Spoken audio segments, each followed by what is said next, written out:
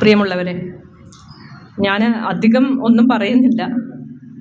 വളരെ ചുരുങ്ങിയ കാര്യങ്ങൾ.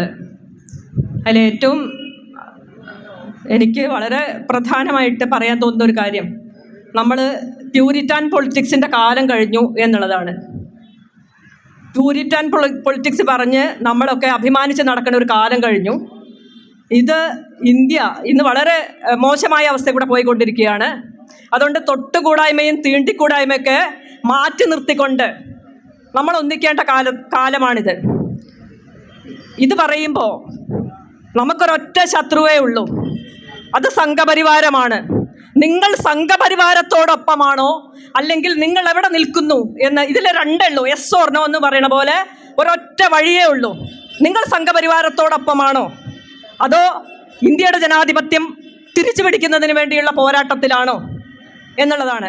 അതുകൊണ്ട് മുസ്ലിം സംഘടനയാണെങ്കിൽ മാറ്റി നിർത്തണം, ദലിത് സംഘടനയാണെങ്കിൽ മാറ്റി നിർത്തണം, അല്ലെങ്കിൽ സ്ത്രീ വേറെ ഏത് ഒക്കെ മാറ്റി നിർത്തണം എന്ന് പറയേണ്ട കാലം കഴിഞ്ഞിട്ടുണ്ട്. നമ്മൾ ഒന്നിച്ചു നിന്ന് മുന്നോട്ട് പോകേണ്ടുന്ന ഒരു കാലത്താണ് നമ്മൾ ജീവിച്ചുകൊണ്ടിരിക്കുന്നത്.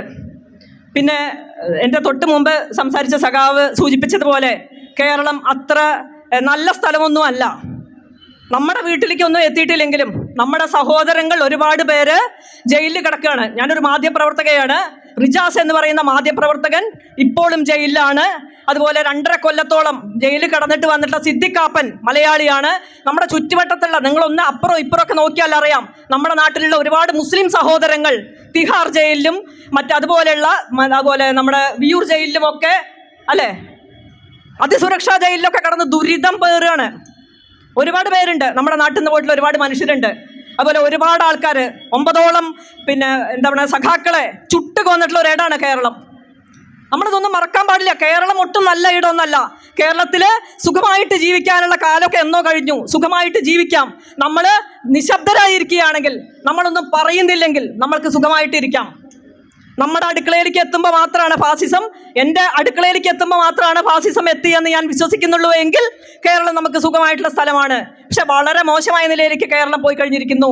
സംഘപരിവാരത്തിൻ്റെ പിടിയിലടങ്ങിയ ഒരിടമായിട്ട് നമുക്കറിയാം. ഇന്നിപ്പോൾ അമൃതാനന്ദമയിനെ ആദരിക്കുന്ന നിലയിലേക്ക് കേരളത്തിൻ്റെ സംസ്ഥാന സർക്കാർ, നമ്മൾ ആലോചിക്കണം, ഇടതുപക്ഷം എന്ന് അവകാശപ്പെടുന്ന സർക്കാർ അമൃതാനന്ദമയിനെ ആദരിക്കുന്ന നിലയിലേക്ക് എത്തിയിട്ടുണ്ട്. അതുപോലെ വെള്ളാപ്പള്ളിയും SNDPയും ഒക്കെ അടങ്ങുന്ന ഒരു വലിയ ഹിന്ദുത്വ സമൂഹത്തിൻ്റെ ഹിന്ദുത്വയുടെ പിടിയിലടങ്ങിയ ഒരു ഭരണകൂടമാണ് കേരളത്തിലുള്ളത്. അതുകൊണ്ട് നമ്മൾ ഭയക്കേണ്ടുന്ന സമയം തന്നെയാണ്. നമ്മുടെ സഹോദരങ്ങൾ ഒരുപാട് പേര് ജയിലിലുണ്ട്. ഫാസിസം ഇന്ന് രാവിലെ സണ്ണി എം കബിക്കാട് സൂചിപ്പിച്ച വളരെ പ്രധാനപ്പെട്ട ഒരു കാര്യമാണ്. ഫാസിസം ഇന്ന് തുടങ്ങിയതൊന്നുമല്ല, ഒരുപാട് കാലമായി നാട്ടിൽ നിലനിൽക്കുന്ന ഒരു യാഥാർത്ഥ്യമാണത്. അത് അടിച്ചമർത്തപ്പെടുന്നവൻ മാത്രം അനുഭവിക്കുന്നുള്ളൂ എന്നുള്ളതാണ്. ഒരു മിഡിൽ ക്ലാസിൻ്റെ മുകളിലുള്ളവരൊന്നും ഈ ദുരിതം അനുഭവിക്കാത്തത് കൊണ്ട് കേരളം ഇപ്പോഴും നല്ല ഇടമാണ്, ഒരുപക്ഷെ ഇന്ത്യയിലെ ഏറ്റവും നല്ല ഇടമാണ് എന്നൊക്കെ നമ്മൾ അന്ധവിശ്വാസമായിട്ട് ജീവിച്ചു പോവുകയാണ്. അതൊന്നല്ല യാഥാർത്ഥ്യം. ഇന്ത്യയിൽ നമുക്കറിയാം, നമ്മുടെ ഭരണഘടനയും അത് നിലനിർത്തിക്കൊണ്ടു പോയിട്ടുള്ള അതിൻ്റെ മൂല്യങ്ങളും ഒക്കെ എന്നോ കളഞ്ഞു കുളിച്ചിട്ടുണ്ട്. അതുകൊണ്ടാണ് ഗുജറാത്ത് വംശഹത്യ നടത്തിയിട്ടുള്ള 2 തീവ്രവാദികൾ ഇന്ത്യ ഭരിച്ചുകൊണ്ടിരിക്കുന്നത്. ഇന്ത്യയുടെ നിയമ സംവിധാനമൊക്കെ മര്യാദയ്ക്കാണ് പോയിരുന്നതെങ്കിൽ ഇരട്ട ജീവപര്യന്തോ തൂക്കുകയറോ ലഭിക്കേണ്ടിയിരുന്ന 2 ആൾക്കാരാണ്. നമുക്കറിയാം, എല്ലാവിധ തെളിവുകളും സഹിതം, എല്ലാവിധ തെളിവുകളും തീസ്ത സദൽവാദിനെ പോലെയും അതുപോലെ ഇർഫാൻ ജഫ്രിയുടെ സാക്കിയ ജഫ്രിയെ പോലെയുള്ളവരടക്കമുള്ള നിരവധി, ബൾക്കീസ് ബാനു അടക്കമുള്ള നിരവധി മനുഷ്യർ ഗുജറാത്തിൽ എന്ത് നടന്നു എന്നുള്ളതിന് മോഡിയുടെയും അമിത്ഷായുടെയും പങ്കെന്തായിരുന്നു എന്നുള്ളതിന് കൃത്യമായിട്ടുള്ള തെളിവുകൾ ആ കാലത്തെ മാധ്യമപ്രവർത്തകർ, തീസ്ത പോലെയുള്ള മാധ്യമപ്രവർത്തകരും പൊതുപ്രവർത്തകരും ഒക്കെ കോടതിയിൽ എത്തിച്ചിട്ടും ഇന്ത്യ ഭരിക്കുന്നത് ഈ ക്രിമിനലുകളാണ്. അതാണ് പറയുന്നത്. ഇരട്ട ജീവപര്യന്തോ തൂക്കുകയറോ ലഭിക്കേണ്ടിരുന്നവർ അന്ന് ഗുജറാത്ത് ഭരിച്ചു, ഇന്ന് ഇന്ത്യ ഭരിച്ചുകൊണ്ടിരിക്കുന്നു. നമ്മൾ ഫാസിസത്തിൻ്റെ പിടിയിലകപ്പെട്ട് കുടുങ്ങിക്കിടപ്പിലാണ്. കേരളത്തിൽ ഇരുന്നു കൊണ്ട് ഇവിടെ നല്ല ഇടമാണ് എന്നൊക്കെ പറയേണ്ട കാലം കഴിഞ്ഞു പോയിട്ടുണ്ട്. ഞാൻ കൂടുതലൊന്നും പറയുന്നില്ല.